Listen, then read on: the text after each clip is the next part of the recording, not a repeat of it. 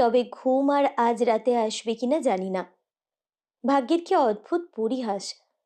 কাল যখন আমি বিয়ের সকালের প্রথম নিয়ম পালন করব, ঠিক সেই মুহূর্তেই ইনায়া উড়ে যাবে দূর দেশে। সব ঠিক থাকলে আমার জায়গায় কাল ওরই থাকার কথা ছিল।